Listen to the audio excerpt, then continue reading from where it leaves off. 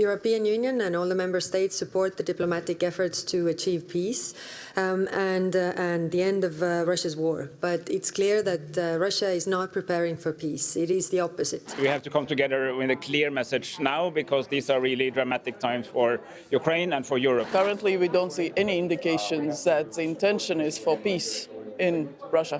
What about the use of Russian frozen assets as part of the 19th sanctions package? I support it, we support it. Let's see what will be the mood around the table. Ministers acknowledged the need to address Ukraine's financing gap and to hold Russia accountable for war damages. To achieve this, it is crucial to explore all available avenues while minimizing the potential risks. We also need to understand that not just some sort of peace will do, because the issue is that also living under occupation is not really peace for people. It's the opposite of freedom. At the informal foreign ministers' meeting in Copenhagen, EU leaders put forward a united front on Ukraine, calling for an immediate ramp-up in pressure on Russia. Top EU diplomat demanded bold new proposals for the 19th sanctions package, making clear one thing is absolutely clear, where everybody agreed, and this is that given the devastation that Russia is causing in Ukraine and has caused in Ukraine so far, it is unthinkable that Russia will ever see this money again unless it fully compensates Ukraine the damages caused. Kallas stressed, Russia isn't preparing for peace but for more war, as ministers agreed tougher measures in finance, energy and sanctions against Russia's shadow oil fleet must be accelerated.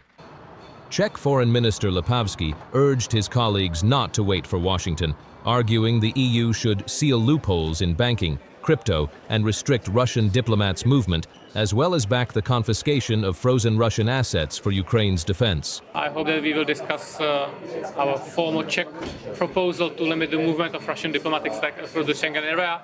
I would like to reiterate that it's not only about the fact that this network serves to the operation of Russian secret services, but also limits our ability to call for reciprocity in the diplomatic relations between respective countries like Czechia and Russia. Debate turned sharper over asset confiscation, with Belgium and France expressing concern about financial stability, yet most ministers insisted Russia must never see a cent until it fully compensates Ukraine. Finland's Elina Valtonen and Latvia's Baiba Braja both called for heavy new tariffs, long-term deterrence, and maintaining unity with the US and UK, echoing support for President Trump's push for a real peace deal, but warning, occupation is not peace. Only maximum pressure can end Russian aggression. Making sure that the butchering Kremlin is stopped, because currently we don't see any indications that the intention is for peace in Russia. So it's up to the transatlantic actors, together with the US, EU, others, Brits, Canadians and others, to stop him. Attention also turned to global crises. EU states stepped up criticism of Israel's West Bank settlement expansion and Gaza offensive, while Norway's Espen Barth Eide called for consistency, urging equal resolve against all violations of international law, whether by Russia or Israel. Despite some divisions, the message from Copenhagen was clear. Europe is ready to apply maximum economic, diplomatic, and legal pressure on Russia and to do whatever it takes to uphold security and freedom across its borders.